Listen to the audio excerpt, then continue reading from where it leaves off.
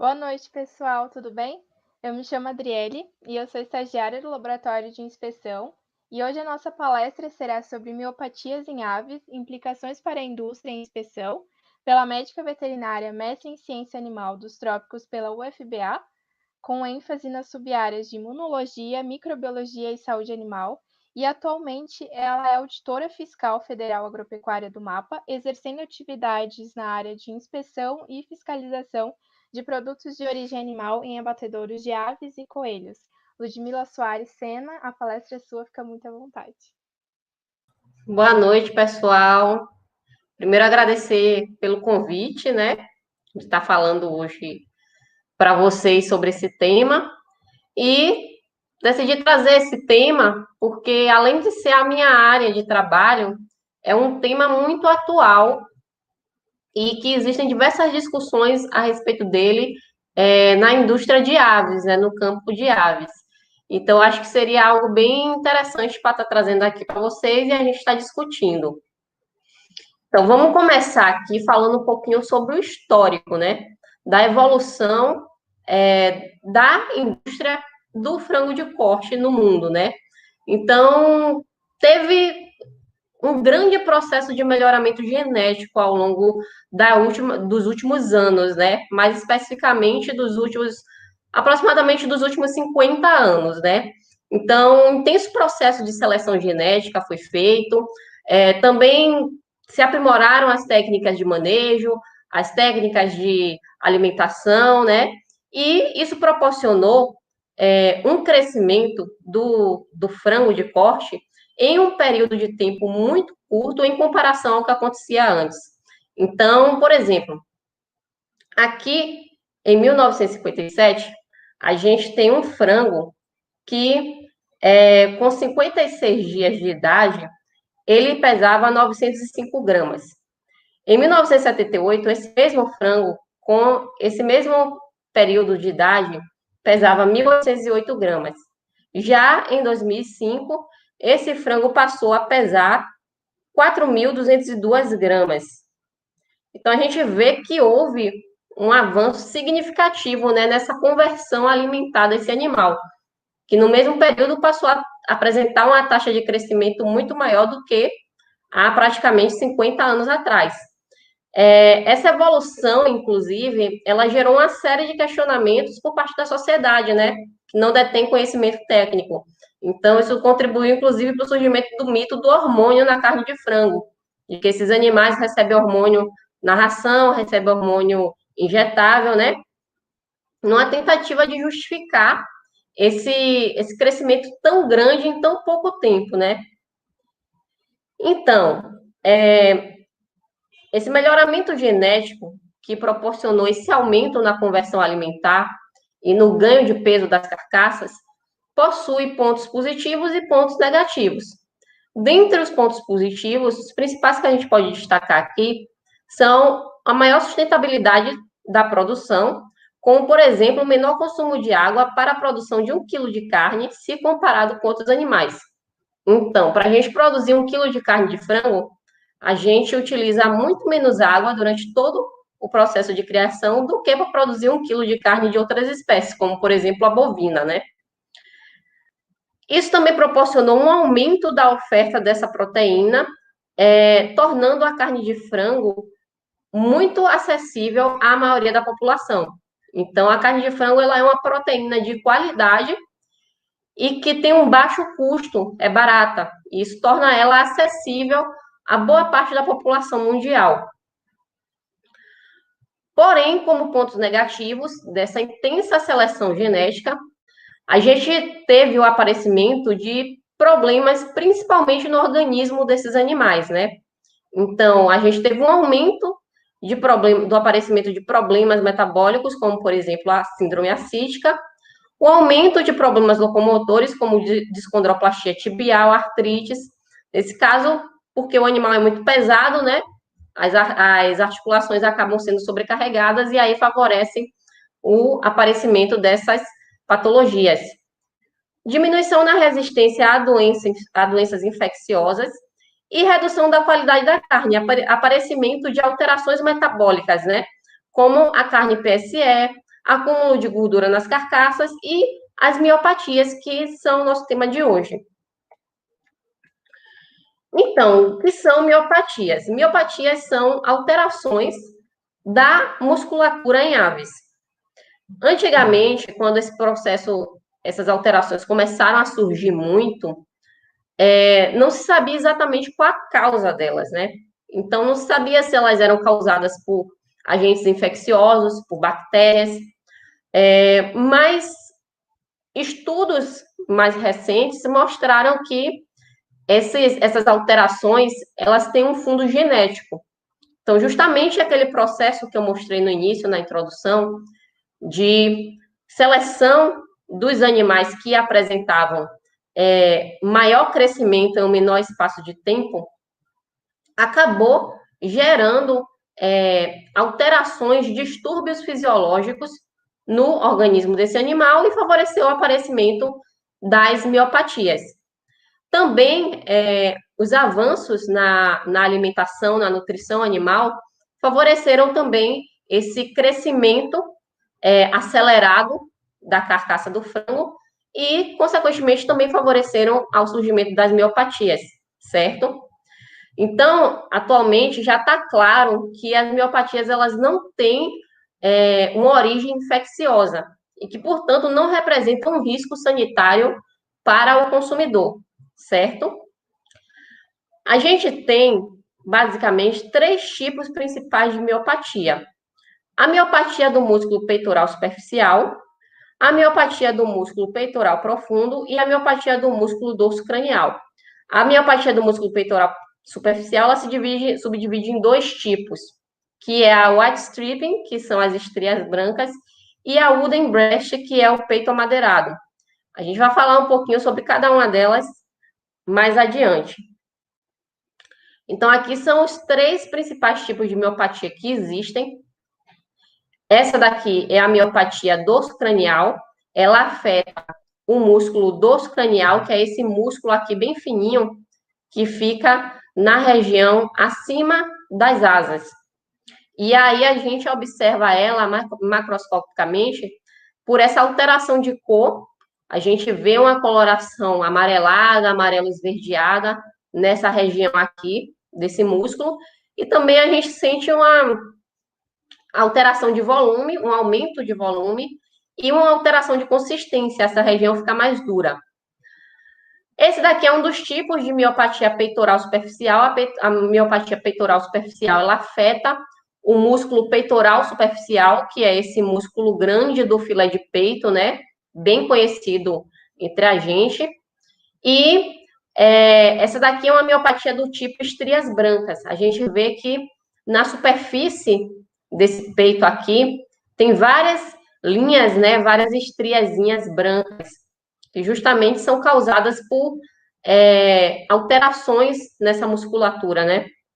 Que a gente vai conversar um pouquinho melhor sobre elas mais adiante. E, por fim, aqui a miopatia do músculo peitoral profundo, que é conhecido popularmente como filezinho ou sassami. Essa daqui é a miopatia mais difícil de se identificar, porque esse músculo ele está encoberto, né, pelo músculo peitoral superficial, então a gente não consegue identificar ela no exame nas linhas de inspeção, a gente só vai conseguir identificar ela quando a carcaça for desossada, né, para fazer cortes.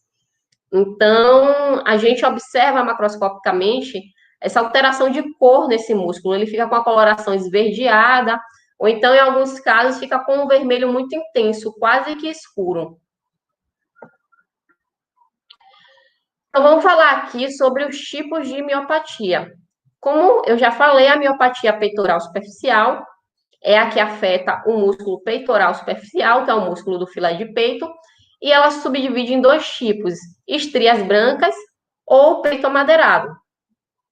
A miopatia do tipo de estrias brancas, ela se caracteriza pelo surgimento de estrias esbranquiçadas na superfície do músculo peitoral maior de frangos e afeta principalmente a região cranial, podendo se estender por todo o músculo.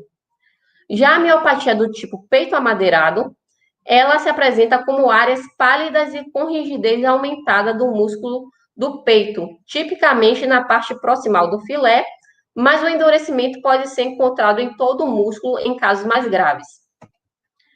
Então, aqui, ó, gente, a gente está vendo algumas ilustrações que trazem a miopatia do tipo estrias brancas, miopatia peitoral superficial do tipo estrias brancas.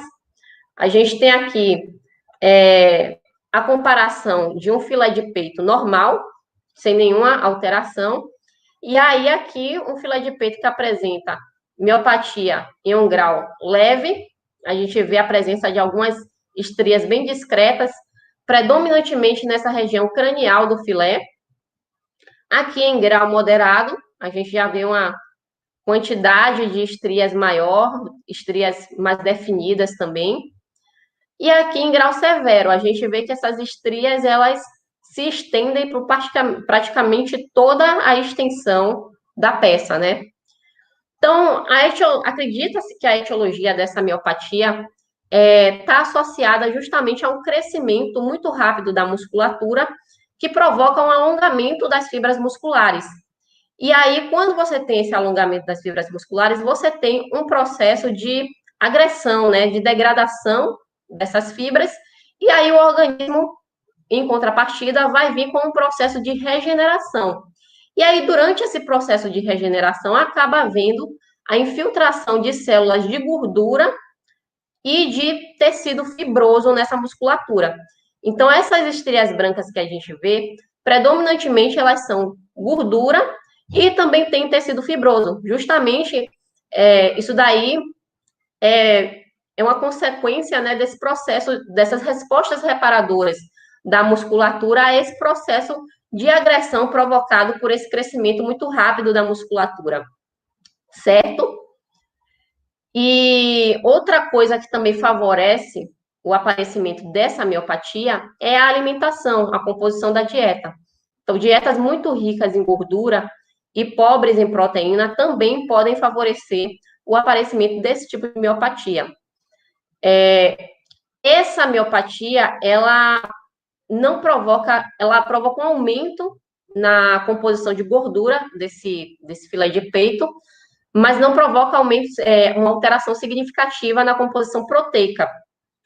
E, do ponto de vista visual, ela acaba trazendo esse aspecto, né, que acaba sendo meio que rejeitado pelo consumidor. Então, a gente vê que peças que apresentam um grau moderado a severo dessa miopatia podem ser rejeitadas pelo consumidor porque o aspecto visual dos cortes influenciam muito no momento da escolha, né, do consumidor na hora de fazer a compra do produto. A miopatia do tipo peito amadeirado, ela se subdivide em 4 graus. A gente tem o peito amadeirado no grau leve, moderado leve, moderado acentuado e severo. A gente vai falar de cada um desses. Essa miopatia, ela surge também por causa do processo de crescimento acelerado da musculatura, mas, nesse caso, esse crescimento acelerado, quando essa musculatura ela cresce muito rápido, né? E aí as outras estruturas acessórias que dariam suporte fisiológico às funções desse músculo, como, por exemplo, os vasos sanguíneos, acabam não acompanhando esse crescimento tão rápido. E aí você acaba tendo uma deficiência na irrigação dessa região, e aí você acaba desencadeando necrose isquêmica, processos de agressão, né, da musculatura, e aí o organismo vai de novo, na tentativa, nessas respostas reparadoras, produzir uma grande quantidade de tecido fibroso. Então, essa miopatia aqui caracteriza pela grande presença de tecido fibroso no lugar dessa musculatura. Então, a gente vai ver na composição desses músculos aqui um aumento na quantidade de tecido fibroso, água e uma diminuição na quantidade de proteína, certo? O caso aqui, a gente vai falar da miopatia do peito amadeirado leve, né? Então, ele se caracteriza pela presença de lesões de grau leve no músculo, acometendo menos de 40% do tecido, na região caudal e cranial do peito, endurecimento das partes do filé e sem presença de petequias. Uma coisa que acontece nesse tipo de miopatia, que é bem característico dela, muito mais do que na miopatia do tipo de estrias brancas, é que quando a gente toca nesse peito, ele é muito duro. Então, chega até nos casos em que essa miopatia é mais severa, de a gente, durante o exame, né, nas linhas, durante o processo de inspeção, a gente tentar furar essa musculatura com os polegares e a gente não conseguir. Porque justamente essa consistência aumentada, ela é dada pelo tecido fibroso. E aí, por isso, o nome de peito amadeirado, peito de madeira, um peito realmente muito duro. E aí, no caso da miopatia de peito amadeirado leve, a gente tem essas características macroscópicas aqui. Não tem presença de petequias, são áreas menos afetadas, até 40% da musculatura que apresentam esse tecido fibroso, predominantemente nas regiões cranial e caudal do filé de peito, certo? A miopatia do tipo peito amadeirado moderado leve é muito semelhante à miopatia do peito amadeirado leve. Praticamente não tem diferença entre elas, é realmente mais uma questão de, na hora da avaliação visual, né, a gente vê questão de áreas afetadas, a gente vê também consistência desse peito, e aí, aqui são alguns exemplos, né, desse tipo de lesão, que a gente classificaria como grau moderado leve. A miopatia do tipo peito amadeirado moderado acentuado, a gente já vai ter lesões acometendo de 40% a 80% do tecido e possível presença de petequias localizadas na região caudal e cranial do peito, com endurecimento integral da peça. Então, quando a gente toca, a gente sente toda, não só mais a região cranial e caudal do peito, mas toda a peça endurecida. E a gente vai ter a presença de petequias, né? Essas petequias justamente surgem como em resposta a essas respostas reparadoras do organismo, né? E aqui a miopatia em grau severo, né? A miopatia do peito amadeirado em grau severo, que se caracteriza pelo acometimento de mais de 80% da musculatura, presença de hemorragias e fluido amarelado, caracterizando uma lesão aparente extensa. Então, a gente já tem um processo aqui bem avançado, né? Um processo inflamatório reparador bem avançado, e esse líquido amarelado que recobre o peito é fibrina, né? Justamente aparece em resposta a essas respostas de reparo do organismo, né? A miopatia do tipo peito profunda é aquela que acomete o filezinho, o osso-assame, né, o músculo peitoral profundo, se caracteriza por necrose isquêmica que se desenvolve no músculo peitoral profundo, que está localizado em um espaço confinado entre o externo e uma fáscia que não possui elasticidade. Então, o que acontece nesse tipo de miopatia? O músculo peitoral profundo, ele é um músculo que está num espaço muito limitado. Ele está entre o músculo peitoral superficial e o externo. E, além disso, tem uma cápsula de tecido fibroso que reveste ele. Então, ele tem muito pouco espaço para se expandir. Esse músculo, ele é um dos responsáveis pelo movimento das asas, pelo movimento de bater de asas da ave, né? O movimento de cima para baixo. Então, acredita-se que a etiologia dessa miopatia é justamente pelo excessivo bater de asa dos animais. E esse bater de asas, muitas vezes, é provocado por falhas de manejo durante o processo, durante a criação, né?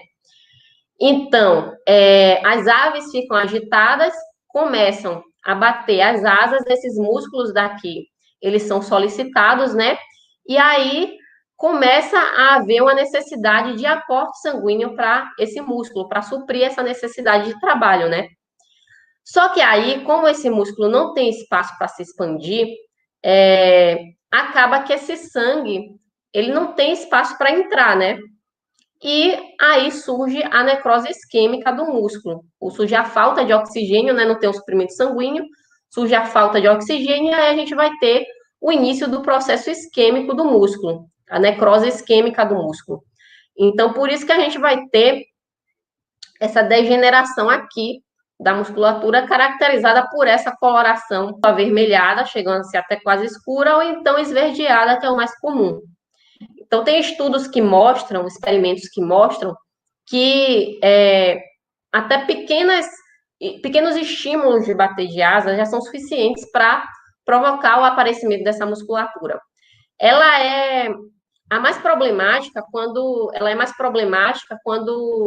a gente trata da produção de aves inteiras, né, do frango inteiro, porque a gente não tem como detectar ela nas linhas de inspeção, por causa da localização do músculo peitoral profundo.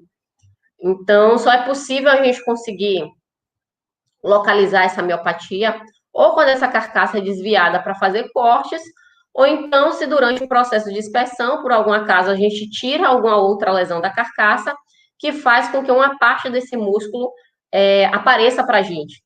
E aí a gente consegue ver que tem esse tipo de miopatia. Aqui mais algumas fotos, né, da caracterização macroscópica dessa miopatia. A miopatia do músculo dorso cranial, que se caracteriza por apresentar o músculo latissimus dorsi, se caracteriza por apresentar necrose isquêmica uniobilateral, caracterizando-se uma miodistrofia séptica. A pele da região afetada apresenta edema gelatinoso, amarelo citrino, inodoro e asséptico, e os músculos exibem aumento de consistência, espessura e podem apresentar superfícies hemorrágicas e se estender nas áreas de inserção das asas. Então, assim, o mecanismo de etiologia dessa miopatia é muito parecido com o da miopatia do músculo peitoral profundo, porque esse músculo dorso cranial, ele é responsável também pelo bater de asas das aves. Então, esse músculo, ele também está localizado numa região confinada, né, num espaço limitado, e aí, quando a ave começa a bater demais as asas, e esse músculo é requerido, mais uma vez, a gente não tem um espaço para comportar o aporte sanguíneo necessário, a irrigação sanguínea necessária, né, para que esse músculo continue trabalhando da maneira adequada. Aí você vai ter a deficiência de oxigênio e aí você vai ter o processo de necrose isquêmica. E aí a gente observa isso macroscopicamente justamente por essa coloração amarelada ou então amarelo esverdeada nessa região que fica acima das asas. A gente também sente uma alteração de consistência, esse músculo ele fica mais duro, e um aumento de volume, a gente consegue visualizar um aumento de volume. E aí, quando a gente abre a gente corta essa pele, né, e expõe essa musculatura, a gente também pode ver um pouco de tecido fibrinoso, né, de fibrina aqui por cima, como se fosse um líquido gelatinoso amarelo, certo? Aqui, justamente a miopatia se localiza aqui nessa região, aqui mais algumas fotos de exemplo. Aqui a comparação de uma carcaça sem miopatia e uma carcaça com a miopatia, né? Como esse músculo fica, essa região fica toda afetada aqui.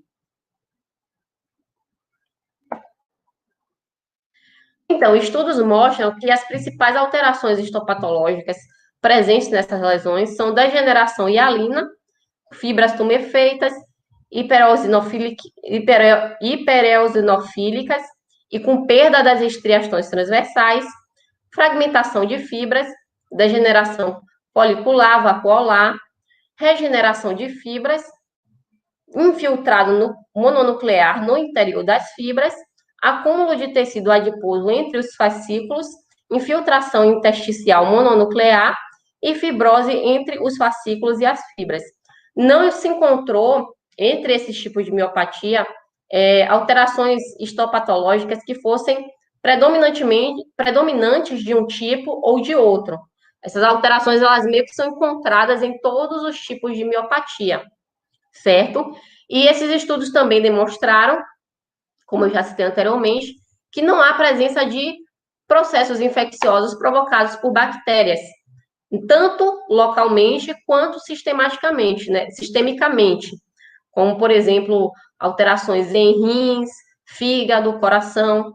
Então, isso tudo deixa claro que esse processo ele não tem qualquer fundo infeccioso e que tenha um risco e apresente um risco sanitário para o consumidor, certo?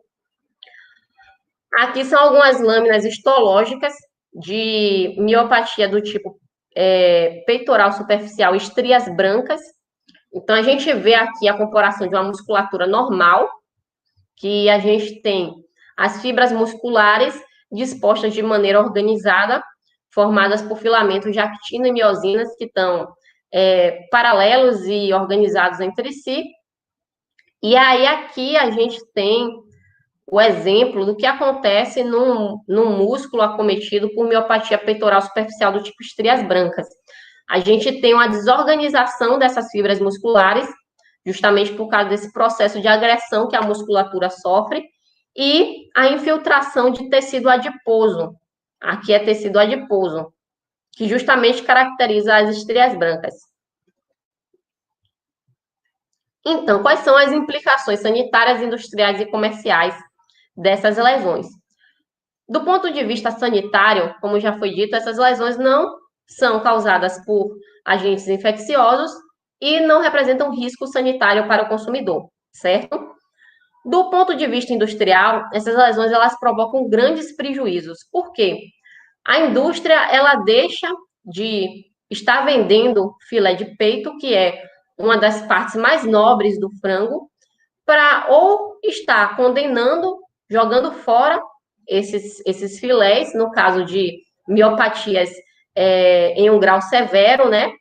Ou então redirecionando as partes que são menos afetadas para a produção industrial, para produzir produtos industrializados, como salsicha, mortadela, linguiça frescal, CMS, que são produtos menos nobres, que possuem menos valor agregado do que o filé de peito, in natura. Então, assim, a indústria deixa de vender o filé de peito in natura, que é um produto nobre, para estar ou produzindo produtos que têm menos valor, ou então realmente jogando fora essas partes, certo? Do ponto de vista comercial, a gente vai ter uma redução da aceitação do produto por parte do consumidor final. Então, como a gente viu, essas peças elas apresentam alterações sensoriais, principalmente alterações visuais, e aí o consumidor acaba tendo uma repulsa por esse produto. E aí existe o perigo do consumidor associar um produto desse aspecto com uma determinada marca. Então, assim, o consumidor chega no mercado, vai comprar um peito de frango e aí encontra o peito de frango da marca X com essas alterações, né, de aspecto provocadas pela miopatia. Então, ele pode pensar que o peito de frango da marca X tem esse tipo de problema. Então, ele não vai mais comprar o peito de frango da marca X, vai comprar o peito de frango da marca Y. Então, isso pode ser um grande problema para a indústria, se ela não tomar cuidado com isso, certo? Então, quais são os critérios de julgamento de destinação dessas miopatias, dessas lesões, né? Isso daqui foi algo que teve muita evolução ao longo dos anos, né? Desde que essas lesões começaram a ser mais evidentes, que foi mais ou menos por volta de 2013, 2014. E aí a gente teve várias alterações, né? Nessa forma de julgamento, de destinação e de quem deveria fazer isso também. Então, em 2014, teve um estudo que foi conduzido pela Embrapa em um abatedouro de aves, justamente para tentar identificar qual a causa dessa lesão, né? Fazer estudos para identificar se existiam alterações sensoriais, nutricionais, de composição desses filés de peito acometidos por esse tipo de lesão. Só que aí nesse estudo não se chegou a uma conclusão exata de qual seria a causa desse problema. Em 2017, a gente teve a publicação do novo RISPOA, que foi o decreto número 9.013, de 29 de março de 2017. E aí, no novo RISPOA, a gente teve o artigo 175, que ele trazia em seu caput que as carcaças de aves ou órgãos que apresentam evidências de processo inflamatório ou lesões características de artrite, aerossaculite, poligranulomatose, dermatose, dermatite, celulite, pericardite, enterite, orforite, hepatite, salpingite, síndrome acística, miopatias e discondroplastia tibial devem ser julgados de acordo com os seguintes critérios. Então, quando as lesões forem restritas a uma parte da carcaça ou somente a um órgão, apenas as áreas atingidas devem ser condenadas. Quando a lesão for extensa, múltipla ou houver evidência de caráter sistêmico, as carcaças e os órgãos devem ser condenados. Então, basicamente, o que é que esse artigo diz? Ele traz, a gente vê que o caput dele, ele elenca como uma das alterações aqui, que devem ser julgadas de acordo com esses critérios aqui que estão no incisos, as miopatias, né? Então, até o momento, até dezembro, até antes de dezembro de 2019, que em dezembro de 2019 a gente teve uma outra grande mudança. Então, desde 2017 até dezembro de 2019, quem fazia o julgamento e a destinação dessas lesões era unicamente o Serviço de Inspeção Federal, o CIF. E aí, ele podia fazer uma condenação parcial ou uma condenação total. Condenação parcial, quando essa lesão estava restrita a uma parte da carcaça, que desse para a gente remover essa parte e liberar o resto da carcaça. Condenação total, quando houvesse a evidência de um comprometimento geral da carcaça. E aí a gente condenava totalmente essa carcaça, certo? Em dezembro de 2018, foi publicada uma nota técnica da Embrapa, que foi a nota técnica número 7 de 2019, que trazia um estudo que foi conduzido pela Embrapa Suínos e Aves a respeito das miopatias, né? Então, nesse estudo, se chegou à conclusão de que as miopatias do tipo peitoral superficial, tanto estrias brancas quanto peito amadeirado, elas, na verdade, não se tratavam de patologias, mas sim de um estado anormal da musculatura, e que não tinham qualquer causa infecciosa e não apresentavam qualquer risco à saúde do consumidor. Então, essa nota técnica, ela, com base nisso, recomendava que o julgamento e a destinação dessas miopatias fosse dado pelo autocontrole da empresa. Então, com base nessa nota técnica, o Ministério da Agricultura ele emitiu o ofício circular número 17 de 2019, que aí trouxe critérios de definição e classificação das miopatias para fins de aplicação do artigo 175 do RISPOA. Então, o que foi que mudou? As miopatias peitorais superficiais, tanto do tipo estrias brancas quanto do tipo peito amadeirado, passaram a ser consideradas como estados anormais da musculatura e a competência para o julgamento e destinação dessas miopatias passou a ser do autocontrole da empresa. Já as miopatias do tipo peitoral profunda e dorso cranial ainda continuaram sendo julgadas e destinadas pelo Serviço de Inspeção Federal. Então, após dezembro de 2018, esse daqui foi o cenário que a gente teve. Então, as destinações que eram dadas pelo autocontrole da empresa. Miopatia do tipo estrias brancas, elas deveriam seguir o fluxo normal de processo, podendo ser comercializadas como carne em natureza na forma que se apresentava. Ou seja, não tinha nenhuma restrição em relação a esse tipo de miopatia. A empresa poderia comercializar ela da mesma forma que comercializava um filé de peito sem qualquer alteração. A miopatia do tipo peito amadeirado, a gente já viu que ela se classifica em 4 subtipos, então cada tipo desses teve um critério de destinação e julgamento. No caso das miopatias de grau leve e moderado leve, elas também poderiam seguir o fluxo normal do processo, podendo ser comercializadas como carne em natureza na forma que se apresentavam, ok? A miopatia do tipo moderado acentuado deveria seguir o fluxo normal do processo, sendo removidas as lesões aparentes. Então, a porção sem a lesão poderia ser comercializada como uma carne in natureza, só que a parte que tinha lesão, o produto do refile, né, deveria ser destinado para a matéria-prima para industrialização. Então, a gente viu que essa miopatia do tipo moderado acentuado tem partes que podem ser afetadas na peça do filé e tem partes que podem não ser afetadas. Então, a empresa, ela classifica esses tipos de miopatia, tira as partes afetadas, redireciona essas partes afetadas para a produção industrial, né, de produtos industrializados, como CMS, salsicha, mortadela, linguiça frescal, e a parte que não tem lesões pode ser comercializada como carne em natureza, certo? Já a miopatia em grau severo, toda a parte afetada deveria ser direcionada para a produção de produtos não comestíveis, ou seja, nesse caso aqui, toda a parte afetada, toda a musculatura deveria ser condenada, né?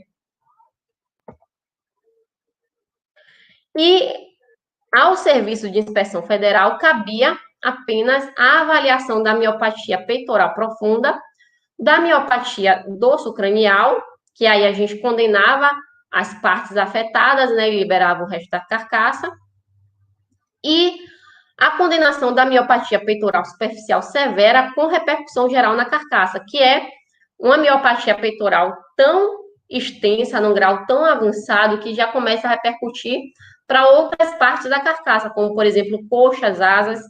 E aí a gente fazia a condenação total por aspecto repugnante, que a base legal ia ser o artigo 143 do RISPOA, que traz justamente essa previsão de condenação por aspecto repugnante. Então, seria um exemplo como esse aqui de miopatia peitoral superficial em grau severo, que seria considerada como aspecto repugnante, uma miopatia que já está num grau muito avançado e que já está repercutindo para outras partes da carcaça, certo?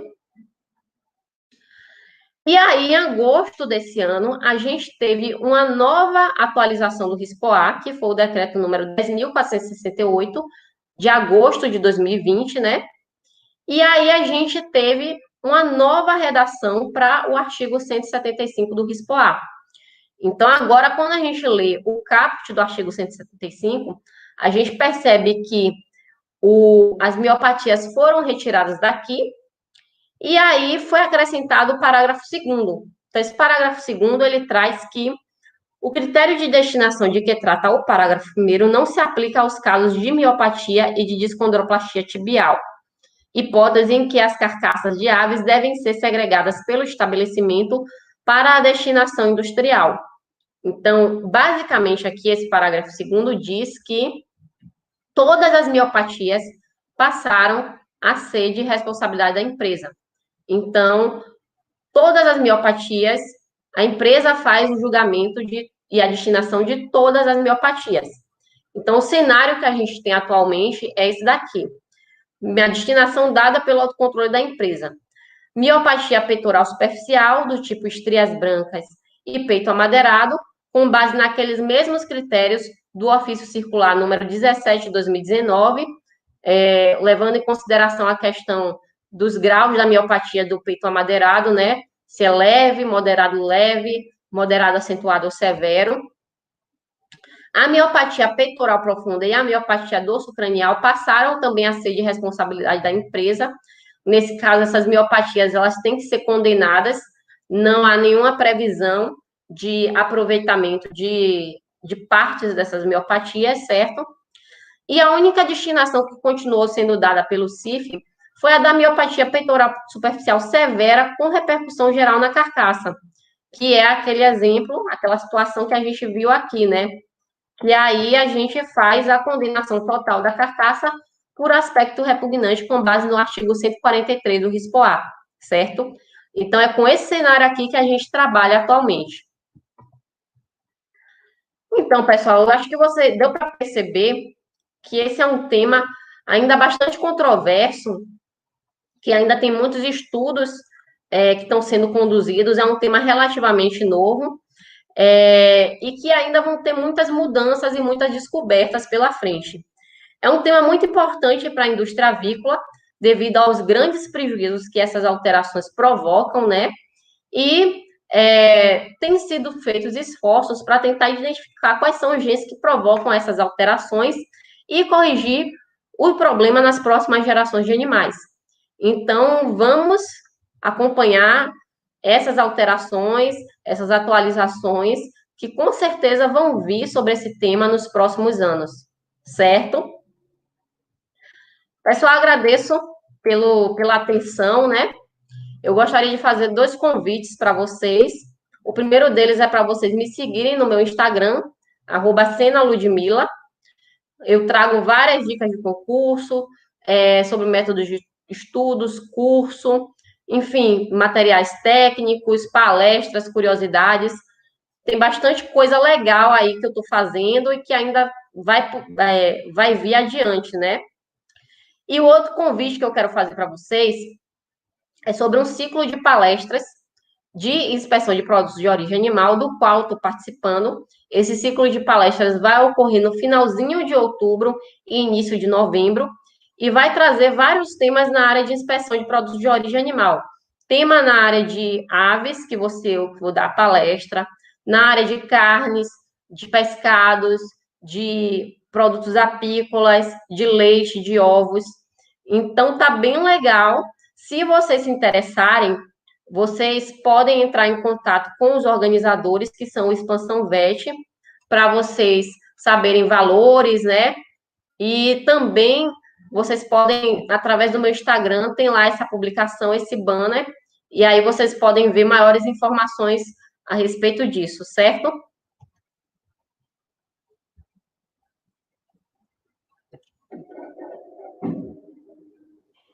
Muito É isso que obrigada, eu tinha para trazer para Ludmila. vocês. Espero que tenham gostado.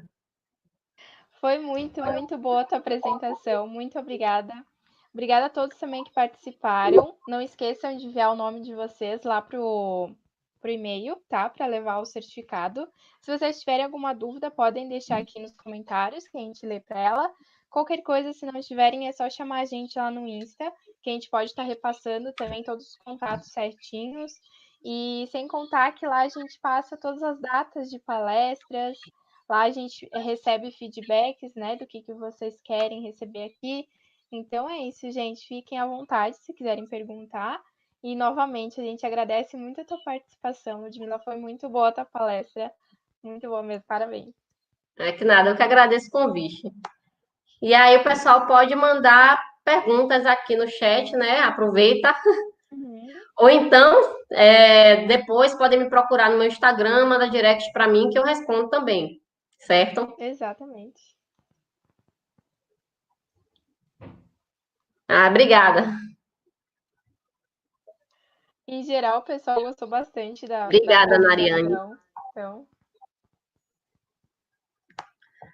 Não é um tema muito complexo, eu não vejo como um tema complexo, embora seja um tema novo, bastante atual, e que ainda tem muitos estudos, muitas controvérsias que é, ainda tem para surgir, né?